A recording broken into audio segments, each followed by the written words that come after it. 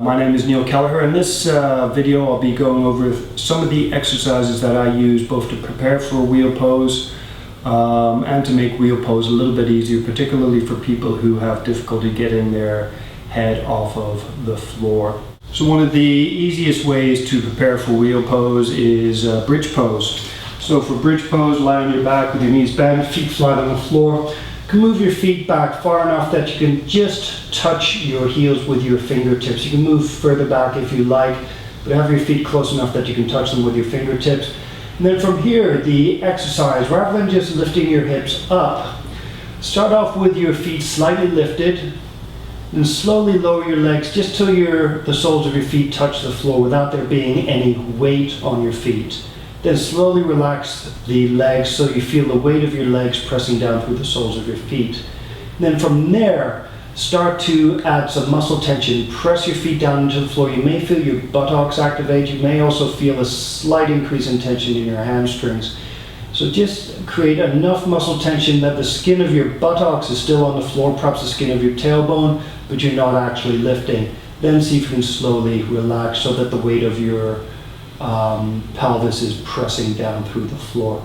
Slowly press your feet down, feel the tension in your buttocks. You might try turning your pelvis left or right slightly, so right hip forward or left hip forward so that the tension is even in both buttocks, but just press down just enough that the skin of your buttocks is on the floor and then relax. So repeat that a few times. Then the next phase is to press your feet down just so you feel the skin of your buttocks on the floor, and then lift your bum clear off of the floor. And you may find as you lift your bum, there's not that much change in sensation in the hips. From there, slowly press your hips up to the ceiling. To press your hips higher, squeeze your butt cheeks. So increase the squeeze of your butt cheeks. You can focus on opening the front of your hip crease as you press your hips higher. Then slowly lower down, just to the point that your butt touches the floor. Pause for a moment, and then relax the legs and feel the weight of your hips pressing into the floor. So that's actually a 4-part exercise. First, start to press the feet down just enough that the skin of your butt cheeks is still touching the floor. 2, press your hips all the way up, squeeze your butt, open up the front of the hip creases or the front of the hip joint. 3, slowly lower, touch the skin of your bum to the floor. And then 4, relax. After doing bridge pose the first time, the way I usually like to rest from bridge pose is in a pose I call dead dog. So with your hips on the floor, legs straight up and arms straight out. And the variation of this, you can either hold this one and just focus on relaxing depending on how tired you are, or you can focus on activating the front of your body by lifting your pelvis off of the floor. And then from there, lift your head and your upper back off the floor. And as you do this, you'll feel your abs activating. You can hold this for a few moments. Maybe make your toes long, spread your fingers, and try and lengthen the back of your neck. And I call this variation dead dog reach because you're actually lifting up off of the floor. Then relax. Now, one thing you can do in bridge pose, so previously the focus was on feeling your hips leaving the floor and then contracting the buttocks and opening the front of the hips. Another action that you can focus on as you press your hips up, you can try bending your lumbar spine backwards. So in order to bend your lumbar spine backwards, your pubic bone's going to go forward, your tailbone's going to go backwards. And then from there, another thing you can focus on is bending your thoracic spine backwards. As you bend your thoracic spine backwards, you can also focus on opening the spaces between the ribs so that your sternum reaches towards your chin. So the setup for this may be to lift your hips a little bit. As you press your hips up, try to let's try this. Bend your lumbar spine backwards first. So in this position, bend your lumbar spine backwards, pubic bone forward, tailbone back. Try to keep the bend in your lumbar spine. Slowly push your hips up and then relax. So just focusing on lumbar spine, bend your lumbar spine backwards, press your hips up, keep the bend in your lumbar spine, and then relax. So repeat that a number of times.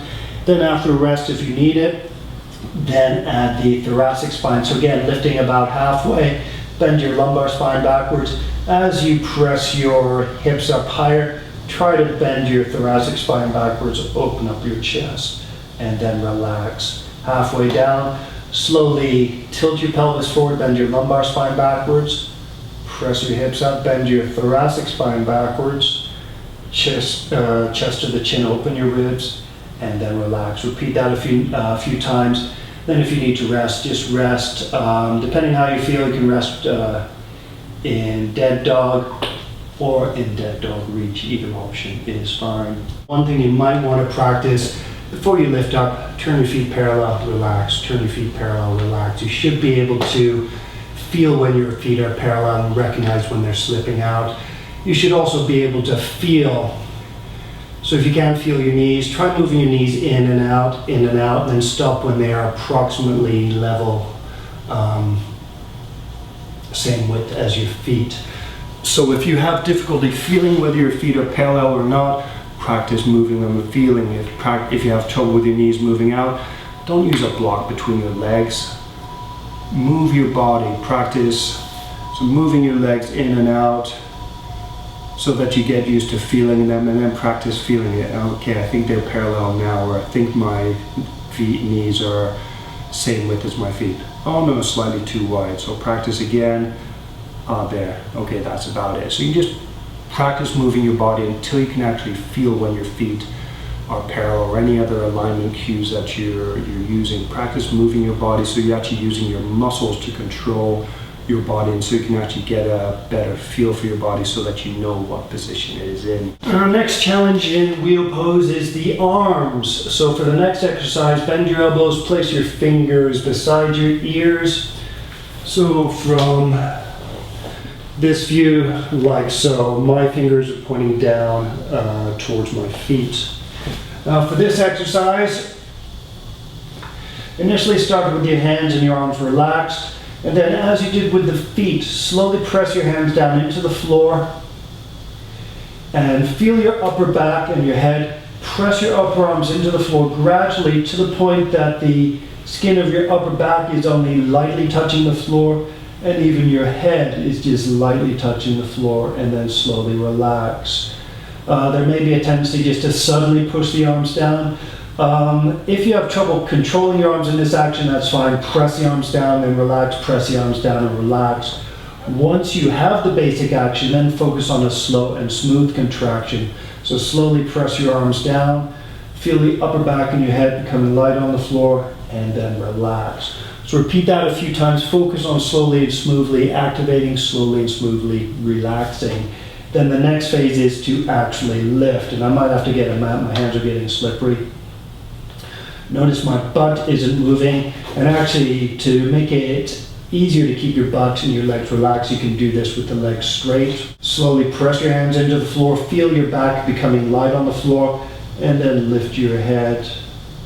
Then slowly touch down, and then relax. So notice the tension, the feeling of muscle activation in the arms and shoulders. Slowly press the arms down, feel your back becoming light, and then there shouldn't be too much more effort since your arms are already bearing most of your weight, just to lift the chest off of the floor and then relax. What may be helpful, going back to the reverse push-up, once you're used to the arm action, once you've had a rest, and again for a rest you can just reach your legs and arms up, open your chest. So bend your thoracic spine backwards, try to move your ribs towards your chin, and then relax. Move your ribs towards your chin, open the side ribs, relax. You may find it helpful to pull your lower belly in first. Pull your lower belly in, expand the upper belly and the rib cage, and then relax. And then use that same action prior to pressing the arms down. So open your chest, press the arms down, and slowly touch down and relax. So as you press your arms down, for this exercise, to keep it simple, open your chest, press your arms down and lift your rib cage at the same time, touch your rib cage down, and then relax. So again, it's a 4-part exercise. Open the chest, 1, press arms down, lift your rib cage, 2, touch down, 3, slowly relax, 4. Open the chest, press the arms down, lift, touch down, and relax. If you have trouble doing the reverse push-up, if for instance you can't get your hands on the floor, You may be better off practicing perhaps poses like downward dog or dolphin pose, and I've done a video for dolphin pose first. Practice those actions and see if those help you to get your arms to the floor. Another one you can do, if you check on my website under shoulder stretches, there's one called the Spider-Man wall stretch, where basically you press your hands against the wall and hand down. That may be helpful as well. Or simply keep practicing this. You could try, if you have some blocks, you may try the same action with your hands against the wall. Perhaps put some blocks against the wall at an angle, and then press your hands against the blocks. So for the crown push-up, again, set up on your legs, feet bent, same as in bridge pose. Push your hips up, hands on the floor. So use your butt, press your hips up, and then press your hands down into the floor as you did in push-up, and try and get your head on the floor. For this exercise, from this position, it should be easy to relax your hands and have your head supporting your body. If you find that uncomfortable on your neck, if you have neck problems as well, I'd suggest avoiding this, and you probably wouldn't be suitable for you to do wheel pose anyway. Or actually I will go into the modification in a moment. Basically it involves not resting your head on the floor, but pushing up from, starting with your hips lifted, pushing up from here, doing a reverse push-up like so, and then lowering down, and work on gradually pressing up higher without ever resting any weight on your head. But if you can do the rest with your crown on the floor, then the next exercise is the reverse push-up, but with the crown on the floor. So lift the hips, slowly lift the hips, try to open the front of the crease, front of the hip joint. Try to bend your lumbar spine backwards, and as you do that, you may find it feels right to move your shoulders closer to your feet. Bend your thoracic spine backwards, open your chest, and then from there, go up onto the crown. And there the exercise is simple. Slowly press the hands down just so that the crown of the head lightly touches the floor, and then slowly relax the arms. Slowly press the arms down so the head is light on the floor, and then relax. And then what you can do, slowly press down, head light on the floor, lift the head, and touch the head to the floor, relax the arms. Press the hands down, head light on the floor, lift the head, and touch the head down, and then relax. Normally I do 2 pushes with the arms, and then 3 where I'm actually lifting the head. Now, when I'm working with beginners, usual instructions: if you can't lift your head, don't worry about it. Instead, focus on gradually pushing your hands down and then gradually relaxing your arms. That's more important than actually getting your head off the floor. If you focus on feeling your arms relax, you may find you can gradually increase the amount of pressure you had with you. You may find that you can actually gradually increase the downward pressure of your arms, and that's what that is going to eventually help you to lift your head. An important point, I said it with bridge pose: press your legs down just till the skin of your butt cheek is touching the floor, so you're not actually, there's no weight of your pelvis on the floor. With a reverse push-up, press down just enough that the skin of the back of your head and your back of your or your upper back is just touching the floor.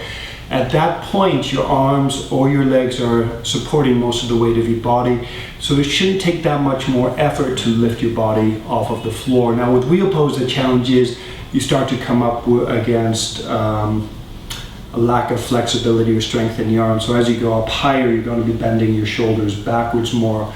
So my suggestion is to continue just to lift up higher, work at lifting up a little bit, lower down.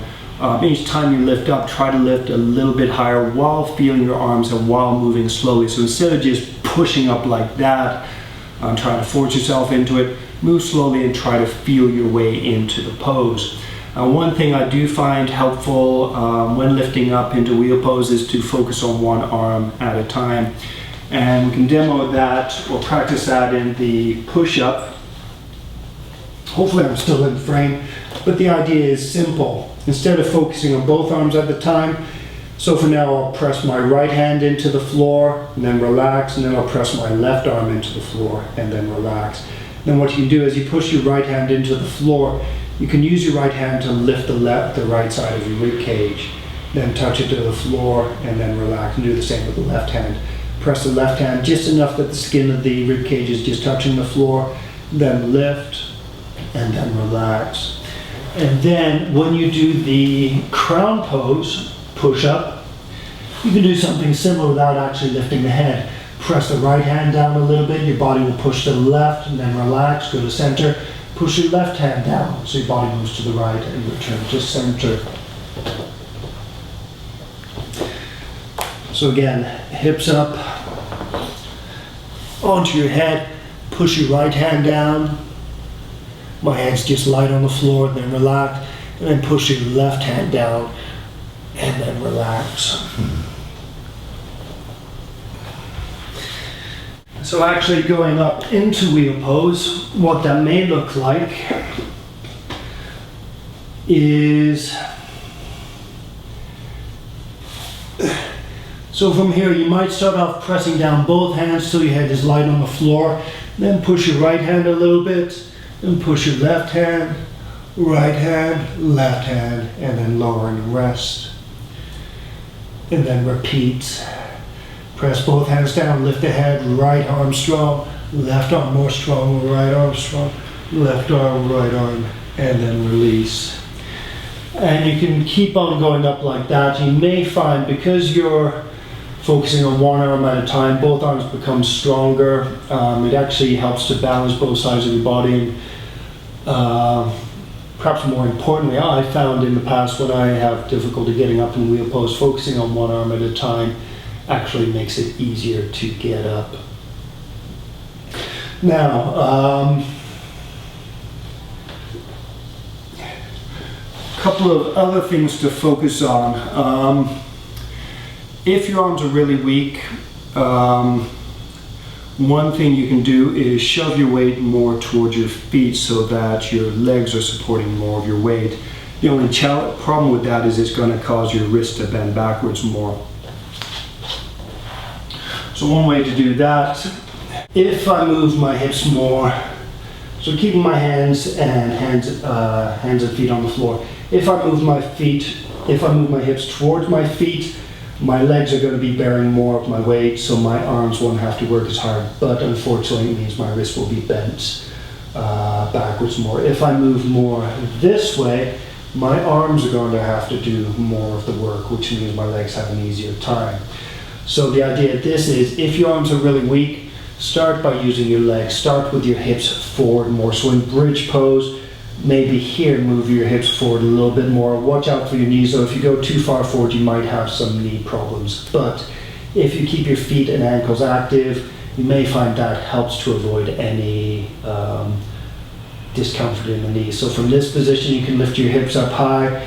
And then from here, if you focus on using your legs, use your legs to lift your hips, you may find you don't have to use your arms quite so much. Then once you get up, so that your arms get used to bearing your weight and so your wrists are more comfortable, then you can use your legs to push your hips back that way. So doing it again, push your hips up, start with your hips closer to your feet.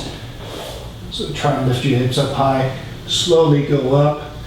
And then from here, if you like, push towards your hands so your arms get stronger, and then go the other way. Push towards your hands so your arms have to be stronger, and then go the other way.